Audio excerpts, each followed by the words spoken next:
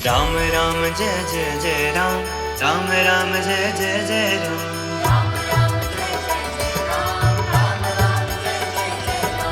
राम राम जय जय जय राम, राम राम जय जय जय राम। राम राम जय जय जय राम, राम राम जय जय जय राम। मेरे राम।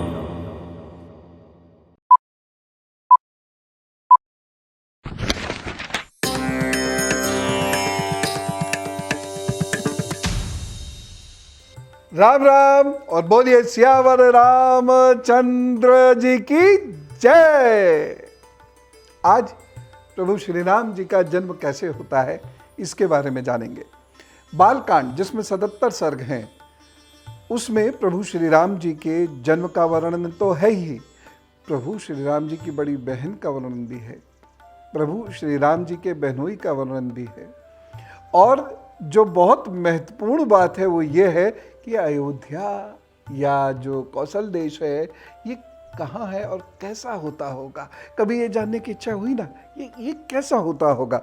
जैसे हम जिस शहर में जन्म लेते हैं और फिर दूसरी जगह आकर बस जाते हैं तो याद आती है ना, ये कैसा होता था, हमारा घर ऐसा होता था, हमारा स्कूल ऐसा होता था, ये ठीक।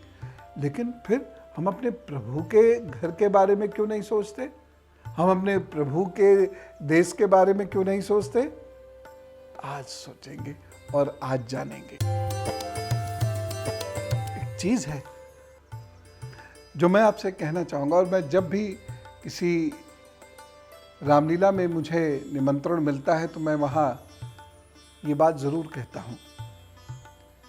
आपने देखा होगा देश में हर शहर में कई कई रामलीलाओं का मंचन होता है, शहर उमड़ता है उसे देखने के लिए और एक अद्भुत दृश्य होता है।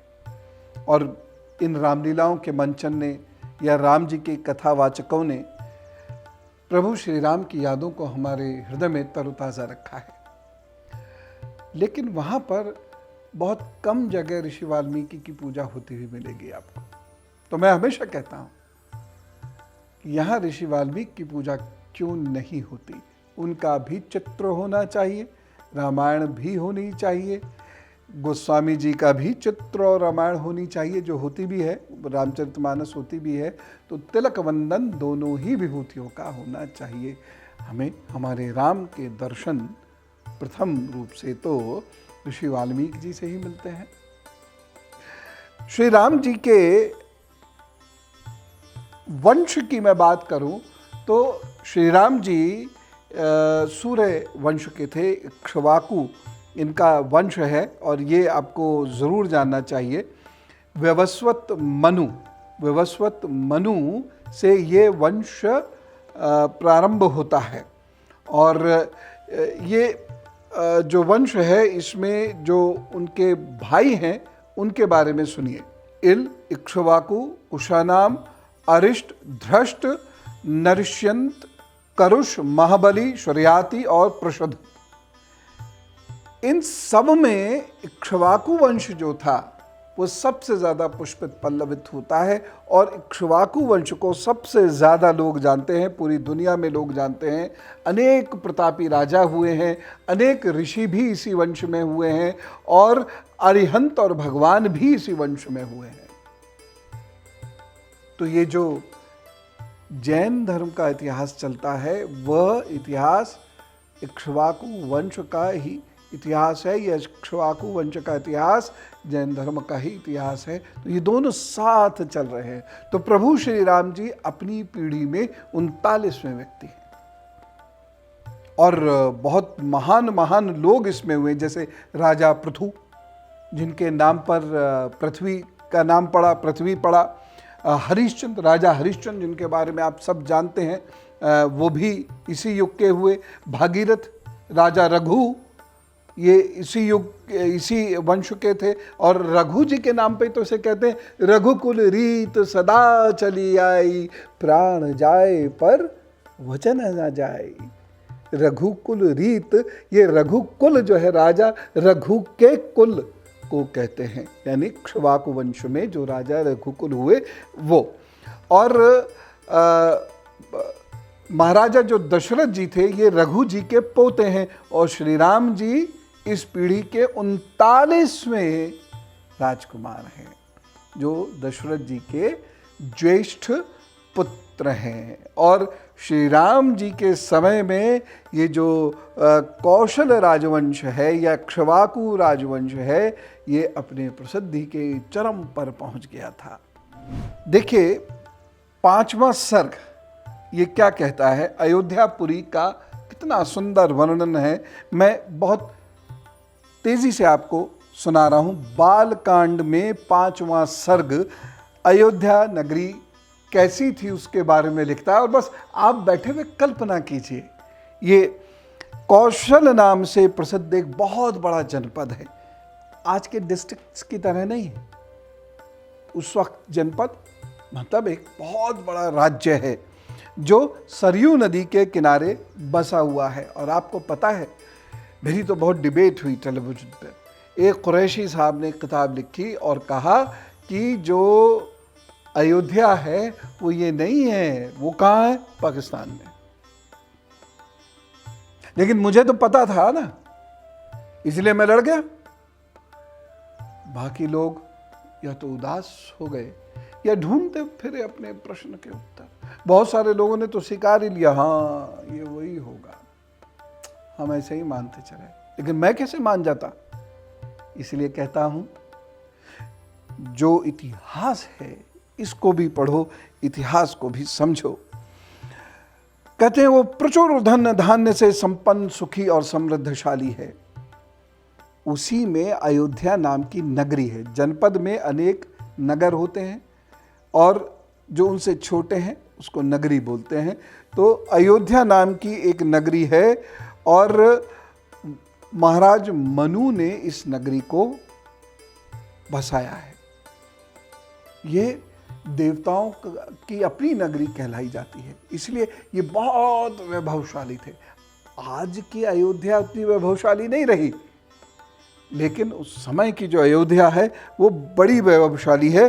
और सुनिए, 12 योजन लंबी है यूं और 3 योजन चौड़ी है, ऐसे ऐसे। अयोध्या इस तरह सरयू नदी के साथ साथ चल रही है। 12 योजन, ये 12 योजन मतलब लगभग 144 किलोमीटर।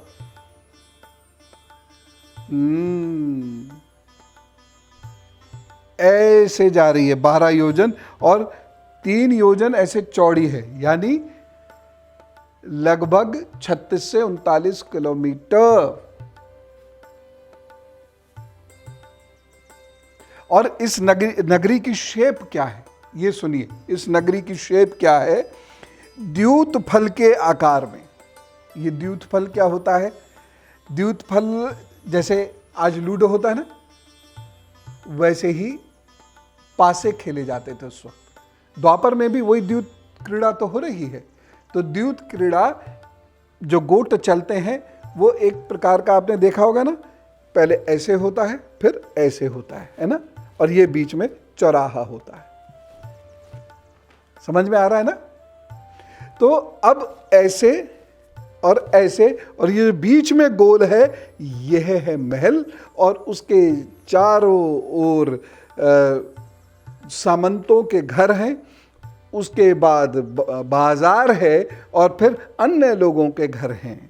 ये क्यों? सुरक्षा चक्र। इसे भेदना मुश्किल होता था शत्रु के लिए, इसलिए शत्रु राजमहल तक आ ही नहीं पाता था। जब तक पूरा राज्य नष्ट नहीं हो जाएगा वह राजमहल तक आ ही नहीं पाएगा।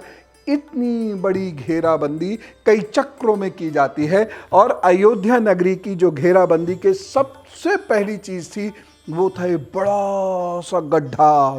ऐसे चारों तरफ से ये गड्ढा घेर रहा है, जिससे कि अगर शत्रु हमला करे तो वह पुल हटा दिया जाए, शत्रु उसको पार कर ही ना पाए।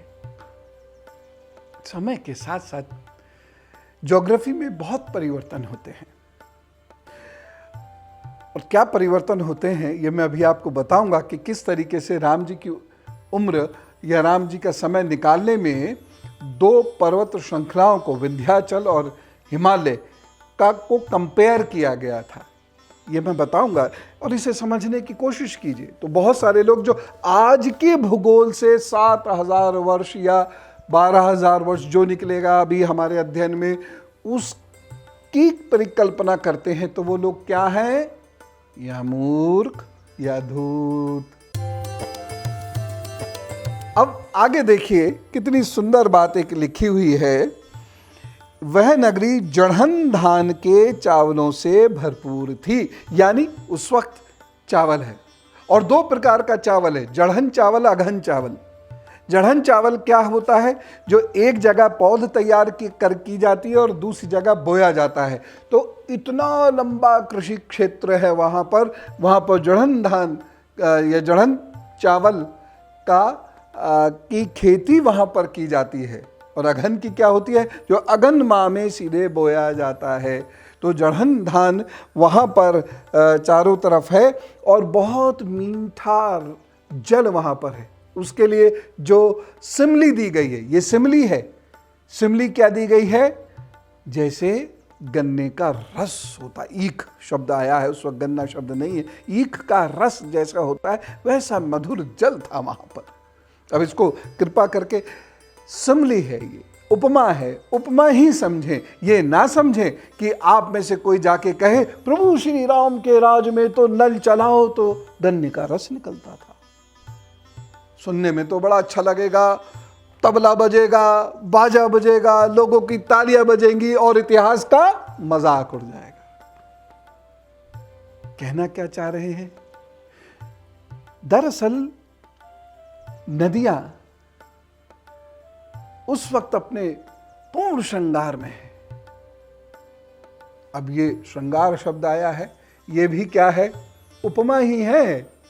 ये मत समझिए कि गंगा स्त्री बन गई और उसने श्रृंगार कर लिया।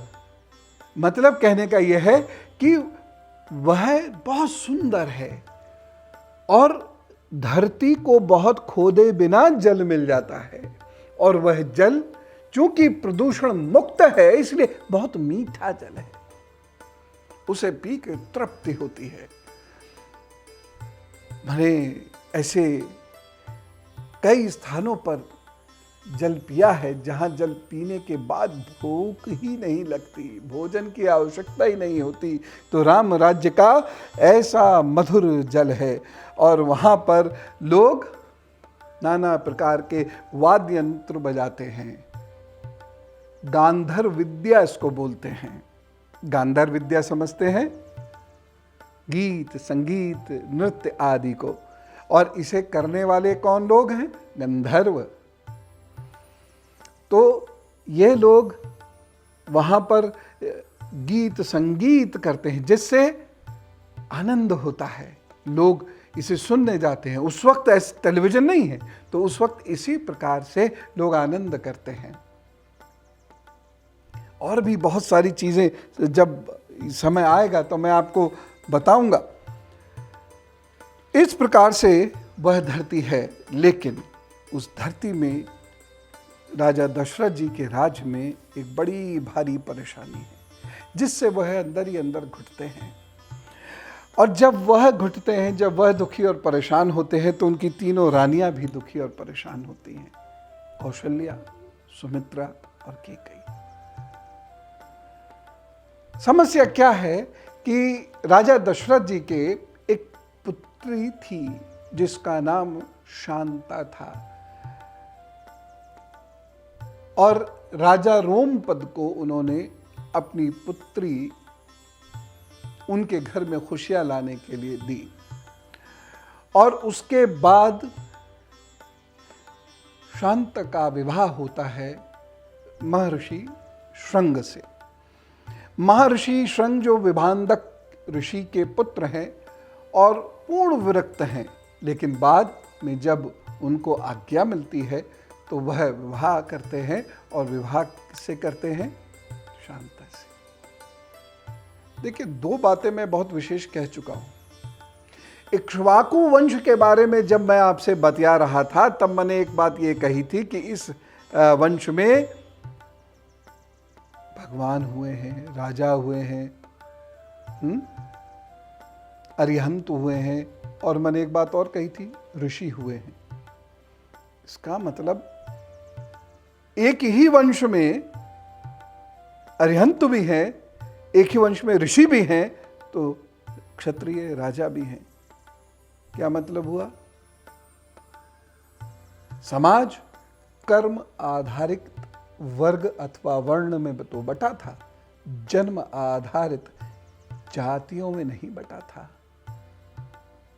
और यहां फिर एक उदाहरण, राजा दशरथ की बेटी जिसका पालन पोषण राजा रोमपद के यहां होता है, विवाह किससे होता है? श्रृंग ऋषि से, जो जंगलवासी हैं। इसका मतलब ये जो जाति प्रथा है, ये प्रभु श्री राम के समय में नहीं।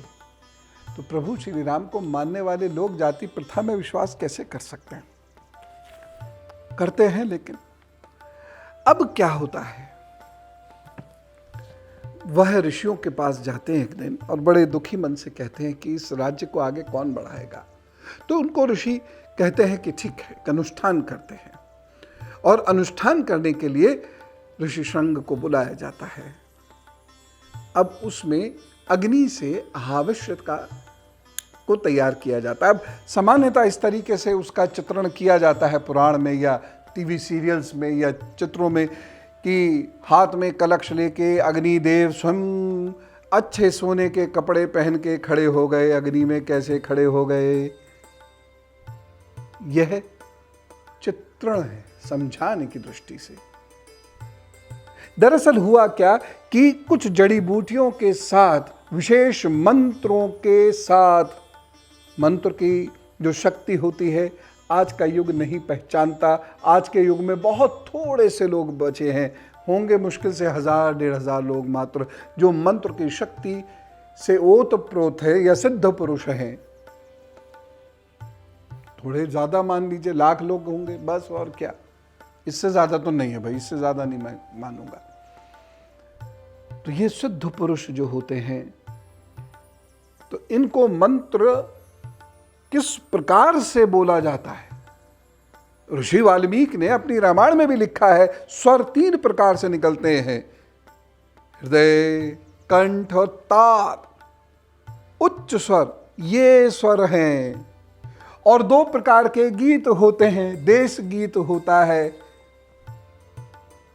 यानी जो लोकल लैंग्वेज में या लोकल डायलेक्ट में गाया जाता है, उसको देश गीत कहते हैं। और एक गीत होता है जो सार्वभौमिक गीत होता है, यानी जैसे आजकल भी ऐसा होता है, अलग अलग राज्यों की अलग अलग भाषा, अलग अलग राज्यों की शहर शहर की अलग अलग बोलियां, उसमें उनके अपने अपने गीत, और उधर हिंदी फिल्मों के गीत।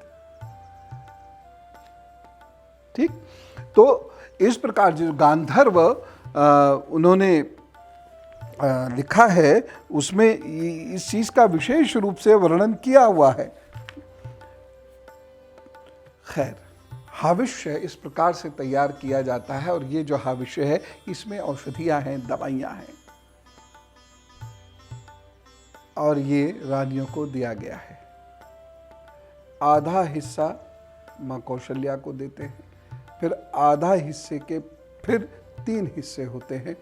प्रथम हिस्सा जाता है सुमित्रा माँ को, दूसरा हिस्सा जाता है कैकेयी माँ को, और तीसरा हिस्सा फिर सुमित्रा माँ को राजा दशरथ न जाने क्या सोचकर देते हैं। यही शब्द उसमें लिखा है, न जाने क्या सोचकर दशरथ जी सुमित्रा देवी को पुनः एक और हिस्सा दे देते हैं। अब 9 महीने बीतते हैं। अब जो है प्रभु श्री राम के आने का तो तय हो ही गया, लेकिन भगवान कभी अकेले नहीं आते। अवतारी पुरुष चाहे सूक्ष्म अवतार हो, लघु अवतार हो या पूर्ण अवतार हो, वह ऐसा कहूं तो अपनी टीम के साथ आते हैं सब। तो टीम भी तो आनी थी। अब ये टीम किसकी है, इसके बारे में भी लिखा है। ब्रह्मा जी ने देवताओं से कहा कि विष्णु जी स्वरूप, उनको तो पता है ना असलियत क्या है, वह धरती पर अवतरित हों तो उनके साथ साथ रीछ, वानर, भलूक, ये सब लोग अवतरित हो जाने चाहिए। इसलिए देवताओं, मैं जामवंत जी को उत्पन्न कर रहा हूं। तुम बाकी यूथपतियों को, यूथपति बोला है, और ये यूथ YOUTH यूथ नहीं है, तुम बाकी यूथपतियों को उत्पन्न करो। अब आप कहेंगे भलूक मीन्स भालू, रीछ भालू की ही एक और प्रजाति, वानर यानी मंकी, बंदर, ऐसा नहीं। दरअसल ये सब वन में रहने वाली प्रजातियां हैं। ये सब वन में रहने वाली प्रजातियां हैं और ये अलग अलग देवताओं के शरीर से इनका जन्म हुआ है, ठीक वैसे जैसे किसी भी संतान की उत्पत्ति होती है। और यह धरती पर आए हैं, क्यों? जिससे प्रभु जी अकेले ना रह जाएं, क्योंकि उन्हें इस धरती को संभालना है। इस धरती पर राक्षसों का आतंक बहुत बढ़ गया है, इसलिए उन्हें धरती पर अवतरित होना है, किसी गर्भ से किसी शरीर को धारण करके उत्पन्न होना है, और उनके साथ देने वाले लोग भी होने चाहिए। इसलिए ये साफ लिखा है 17वें सर्ग में, 17वें सर्ग में बिल्कुल साफ लिखा हुआ है, प्रधान प्रधान अप्सराओं, गंधर्वों की स्त्रियों, यक्ष और नागों, कन्याओं, रीछों की स्त्रियों, विद्याधारियों, किन्नरों और वानरियों के गर्भ से वानर रूप में अपने ही तुल्य पराक्रमी पुत्र उत्पन्न करो। और ये सब मैंने बताया ना, ये सब वन में रहने वाली जातियां हैं, ये मनुष्य हैं। भालू नहीं कभी संस्कृत बोलता है, बंदर ने कभी कोई भाषा नहीं बोली है। समझिए, नाग ये मनुष्य की उपजाति है, यानी मनुष्य जब सेपियंस स्टेट में आता, उससे पहले जो स्टेट ऑफ डेवलपमेंट है उसमें उससे पहले नाग हैं। ये नाग सांप नहीं है, इनके लोक हैं बाकायदा। आज कुछ बिहार में है, कुछ तक्षशिला में है, जहाँ तक्षक नाम का नाग रहता था महाभारत काल में, जिसका वर्णन आपने सुना होगा। और उसके बाद जो सेंट्रल एशिया है, ये नागलोक कहलाया जाता था। ऋषि कश्यप ने, जिन्होंने कश्मीर को बसाया है, उन्होंने भी ऐसे वर्णन किए हैं। ठीक है ना? तो ये सब उत्पन्न हो रहे हैं। और जो बाली है ये इंद्र का पुत्र है, और उपमा दी गई है कि ये बहुत बलिष्ठ है। कैसे बलिष्ठ है? जैसे महेंद्र पर्वत होता है। अब इसका मतलब ये नहीं कि महेंद्र पर्वत के बराबर ऊंचे और बलिष्ठ हैं, ऐसा अर्थ मत लीजिएगा। मतलब ये उपमा दी गई है, ये सिमली है। सिमली और मेटाफर का प्रयोग तो होता ही है महाकाव्यों में, लेकिन इतिहास साथ चल रहा है। ऋषि बृहस्पति से, ऋषि बृहस्पति कही है, मैंने ग्रह बृहस्पति नहीं कही है। तार नामक एक बड़े वानर की उत्पत्ति होती है, और एक गंधमादन आपने सुना होगा, ये कुबेर के पुत्र हैं, ये वानर हैं और कुबेर के पुत्र हैं। और नल नाम तो जरूर ही सुना होगा आपने, है? ये 17वें सर्ग में लिखा हुआ है कि ये कौन है? विश्वकर्मा के पुत्र हैं। उसके बाद नील भी सुना होगा, ये अग्निदेव के पुत्र हैं। अब अग्निदेव ऐसे नहीं, चित्रों में तो वह एक समझाने की दृष्टि से उसका चित्रण किया गया है। तेज, जिस व्यक्ति के अंदर उतना तेज होगा और वह देवताओं के समान स्थिति को प्राप्त कर चुके होंगे, या फिर नील के अंदर अग्नि का तत्व होगा, इसलिए इन्हें अग्निपुत्र कहा गया है। अब आपके मन में प्रश्न होगा, हनुमान जी? फिर अरे हनुमान जी भी आ रहे हैं। क्या है ये? वायुदेव के औरस पुत्र। हाँ, वायुदेव के औरस पुत्र हैं ये। क्या मतलब हुआ? इनके अंदर वायुदेव जैसे गुण हैं। इनकी चाल बहुत तेज थी, भागते हुए से चलते थे, कूदते हुए से चलते थे, जो लगता था उड़ते हुए से चले जा रहे हैं। ये गुण है वायु का। तो ये वायुदेव जैसे हैं। ये वायु कोई ऐसे मनुष्य रूप में नहीं है जिनके ये पुत्र हैं। ये लिखा हुआ है, शब्द है औरस पुत्र। ये काया पुत्र नहीं है, उनकी काया से उत्पन्न नहीं है, ये औरस पुत्र हैं। तो इस प्रकार से वो सभी उत्पन्न होते हैं और अपने अपने स्थानों पर जाकर सेटल हो जाते हैं। अब समय आता है प्रभु श्री राम के उत्पन्न होने का। राम जी का जन्म होने वाला है और उस वक्त एक निश्चित ग्रह स्थिति है जिसके आधार पर हमें ये पता लगता है कि प्रभु श्री राम का जन्म कब हुआ है।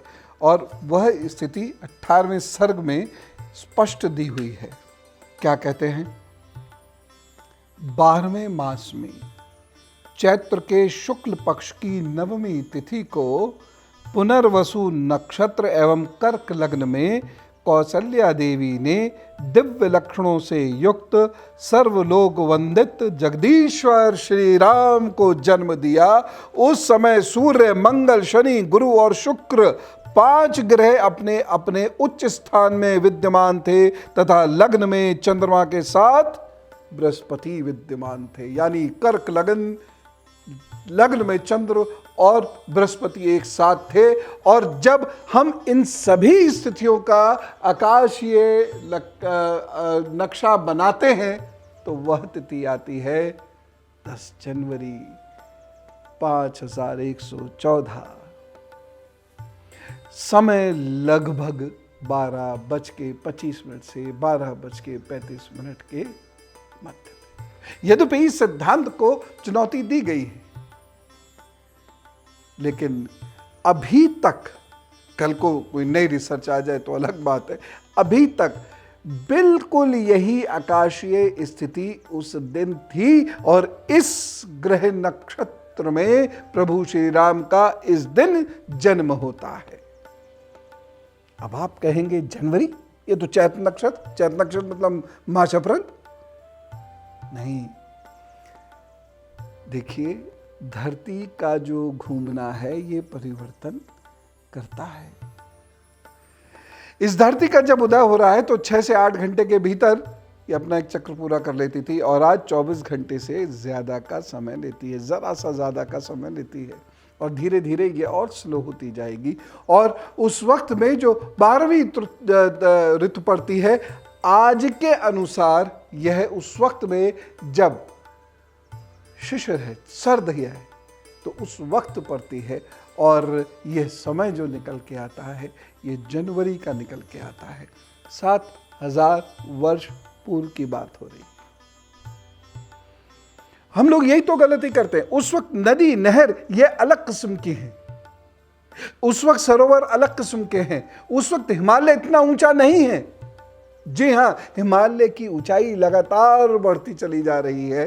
और एक सिद्धांत ये भी बना था, जब प्रभु श्री राम की जन्मतिथि निकाली जा रही थी तो एक बड़ी विशेष रिसर्च मैं यहाँ पर जिसका वर्णन करना चाहूँगा, डॉक्टर पद्माकर विष्णुवर्तक, इन्होंने क्या पैरामीटर बनाया अपनी रिसर्च का कि विंध्याचल की ऊंचाई है 2467 फीट और विंध्याचल स्थिर है, यानी ये उठ नहीं रहा है, ये वर्धमान नहीं है, यानी ये आगे बढ़ नहीं रहा है। हिमालय की ऊंचाई उस वक्त है 29,029 फीट, जो लगातार बढ़ रहा है और दोनों की ऊंचाई में 26,562 फीट का अंतर है। हिमालय के बारे में एक चीज़ मैं बताना चाहूँगा कि ये 100 वर्ष में 3 फीट ऊंचा हो जाता है। हर 100 वर्ष में लगभग इतना ऊंचा हो जाता है हिमालय। ये और ऊंचा हो रहा है, लगातार ये बढ़ता चला जा रहा है। इस आधार पर भी उन्होंने दोनों का कंपैरिजन किया ऊंचाई का, और प्रभु श्री राम का जन्म का समय निकालना चाहा था, लेकिन यह रिसर्च पूरी तरह सक्सेसफुल नहीं है, आंशिक रूप से सक्सेसफुल रही। लेकिन जो प्लेनेटोरियम सॉफ्टवेयर बना और जिसका पूरा वर्णन है मैं आपको दिखाता हूँ, ये इस पुस्तक में है। ये श्री पुष्कर भटनागर जी के द्वारा लिखी गई पुस्तक है। इसमें पूरी आकाशीय स्थिति का ये वर्णन है, और अगर मैंने चूंकि वह सॉफ्टवेयर को चलता हुआ भी देखा है, तो अगर उस सॉफ्टवेयर में आप उस वक्त का पूरा ग्रह चाल, ग्रह स्थिति डालेंगे, तो आपको बाकायदा ये सब दिखेगा कि कैसे मेष में कौन सा ग्रह आया है, वृषभ में, कर्क में कौन सा ग्रह आया है, और उसके अनुसार प्रभु श्री राम जी का जन्म निकाला गया है, जो मैंने आपको बताया 10 जनवरी 5114 में हुआ था। अब यहाँ पर एक चीज़ और, हम अपने प्रभु श्री राम को बड़ा कोमल सा व्यक्ति दिखाते हैं। ऐसा नहीं है, चौड़े कंधे और घुटनों से नीचे लंबे हाथ और बेहद बलिष्ठ शरीर है उनका, और उनकी जो आवाज़ है वो कैसी है, बड़ी गंभीर, दुंदुभी रूप में शब्द निकलता है, गंभीर उनकी आवाज़ है। उनके होठ लाल हैं, भुजाएं बड़ी हैं, सीना उठा हुआ है, ग्रीवा उन्नत है, बेहद बलिष्ठ हैं वो। हम उनको कैसा दिखाते हैं, तो ज़्यादा ही प्यार कर लेते हैं ना, तो उनको हम बड़ा कोमल सा, लगभग स्त्री रूप जैसा दिखा देते हैं, ऐसा जबकि वो है नहीं। हम नहीं दिखाते। हमारे प्रभु राम जी को तो आप देख ही रहे हैं, खड़े होने पर लगता है मेरा भगवान खड़ा हुआ है, क्षत्र खड़ा हुआ है, और इनके नीचे मैं सुरक्षित हूँ, इनकी शरण में मैं सुरक्षित हूँ। आगे देखिए, और उसके बाद कैकेयी भरत के बारे में बताती हैं। सद्गुणों से वह संपन्न है। उसके बाद भरत जी इस धरती पर अवतरित होते हैं, और लक्ष्मण जी और शत्रुघ्न वह अवतरित होते हैं।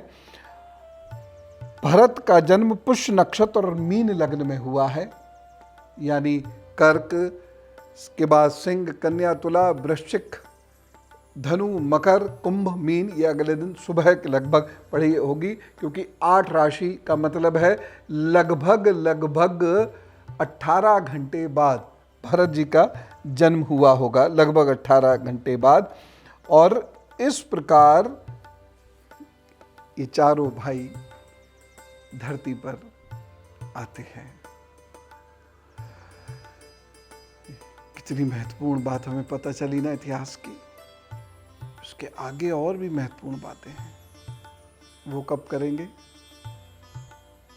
अगले वीडियो में। थोड़ी सी प्रतीक्षा कीजिएगा और कहिए राम राम, सियावर रामचंद्र जी की जय।